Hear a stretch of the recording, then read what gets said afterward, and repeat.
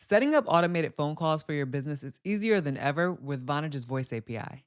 With just a few lines of code, not only can you automate a call, but you can also prompt your users to enter information. You can even pair the Voice API with many of Vonage's other APIs. For instance, if your user doesn't answer their phone, you can use Vonage's Messages API to automatically send them a WhatsApp message. In this video, I'll show you exactly how to do just that. Let's get started. To follow along, you'll need a Vonage API account. If you don't have one already, you can sign up today and get your account up and running in minutes. Once you're in your account, you'll then need to create a new application. Go to Build, then Applications. Click Create New Application and give your application a name. Next, click Generate Public and Private Key. The private key will automatically download onto your machine. Under Capabilities, make sure to toggle on both messages and voice. Since we won't be using any messaging webhooks in this demo, we can just set them all to example.com for now. You can do the same for the voice webhooks as well, but we will be coming back to populate these with the correct URLs later. Next, click Generate New Application. This will generate the application ID. Copy your application ID and keep track of where your private key is located on your machine. We'll be using those soon. You'll also want to make sure to link a phone number to your application. Next, you'll need to set up the WhatsApp sandbox. Note that in production, you'll need to use an actual WhatsApp business number, which has a slightly different setup. But to keep this demo simple, we'll use the sandbox.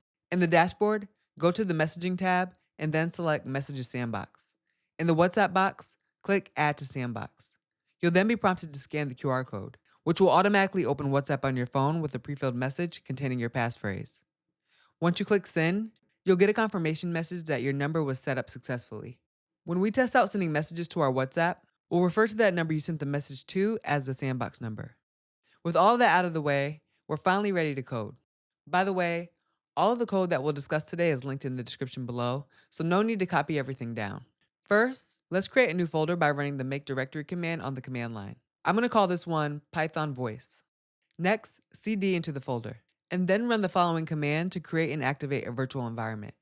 Now we'll want to install Vonage's Python SDK, as well as Flask, for a lightweight Python web framework that we will use for HTTP requests. And lastly, python.env to load in our environment variables. Now let's open the folder in an IDE and create some files. The first file that we want to create is the .env file so that we can keep our private credentials hidden. Here's where we'll want to add our application ID, private key path, as well as our WhatsApp sandbox number, the from number linked to our application, and the number we want to send the voicemail call to. In a real scenario, this would likely be a database of phone numbers, but in this demo, let's just use one phone number we have access to. Lastly, we can add any port number to run our code on, and a base URL for our webhooks. Let's set the port to 3000. Even though we'll be running this code locally with localhost 3000 as our main URL, we'll need our webhooks to be accessible publicly. The easiest way to do this is by running ngrok. After setting up an ngrok account, if you don't already have one, run ngrok http 3000 and it will automatically give us a public URL to use. Let's set it as a value for the base URL here. Now let's create a file called app.py. This is where our logic will live. First, we'll want to import all of our necessary libraries. I'll explain each one of these as we use them. Then we'll want to invoke the load.env function from the python.env library to pull in our environment variables. From here, we can create variables for each of them. We'll also want to initialize our Flask app that we'll use to turn our functions into HTTP routes.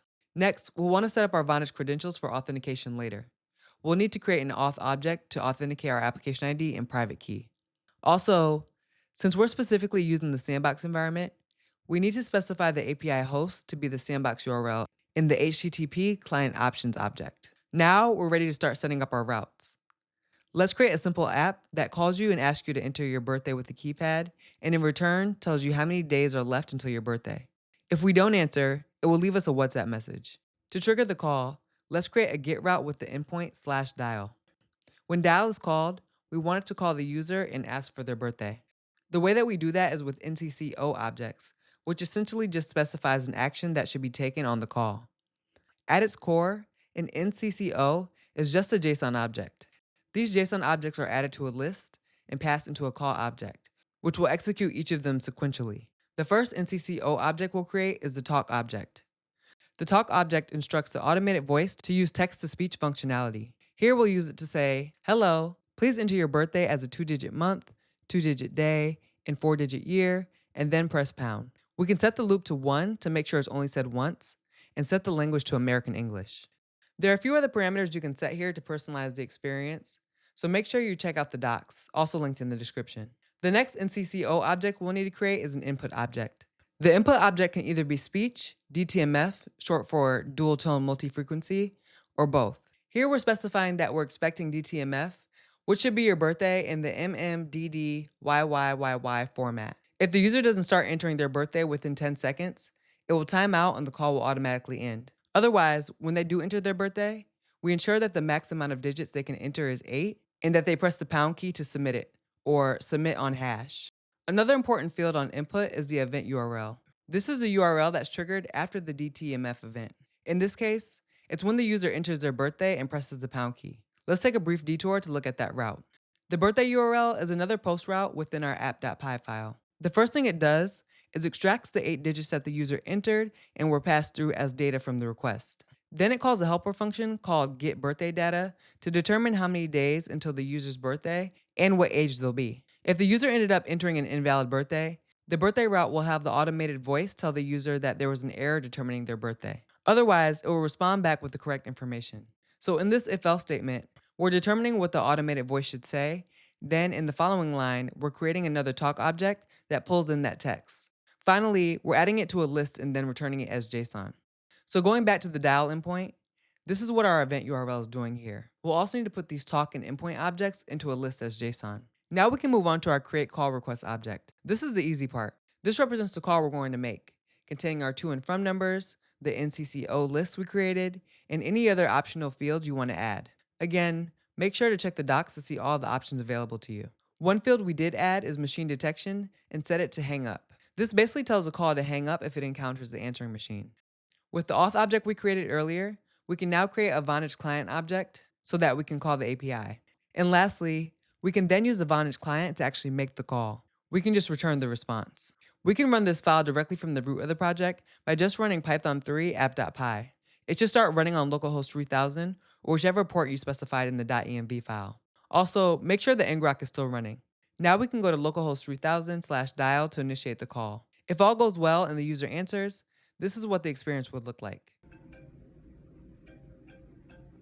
Below, please enter your birthday as 2-digit month, 2-digit day, and 4-digit year, and then press pound. Your birthday's in 33 days and you will be 31 years old. Thank you. But what if the user doesn't answer? This is where the events webhook comes in. Vonage will call the events endpoint each time the status of a call changes, like when the phone is ringing, when the call is answered, when the call is completed, etc. It can also tell if the call was answered by a human or an answering machine. Let's add some logic to send a WhatsApp message to the user if the call was sent to the answering machine. Let's create a webhook route called events. Every time it's triggered, we'll check its status and extract the phone number that this call was sent to. If the status is machine, that means an answering machine was detected. And if so, we create a WhatsApp text object labeled message. The from number will be our WhatsApp sandbox number, and the to number will be the same number we extracted. The text will say, want to know how many days left until your birthday? Call us back. Lastly, we'll create another Vonage client. This one is slightly different from the last, since we need to include the options object that specifies this is for the sandbox environment. Then we'll use a Vonage client to send the message. Now you may be wondering, how does Vonage know to call this URL? This is where we go back to the dashboard and finish filling it out. We'll need to add our URL to this events field under the voice capability as well. Let's copy and paste the base URL into the events field and include the /events so that it matches the endpoint we created. With everything set up, let's see how it works when the user doesn't answer.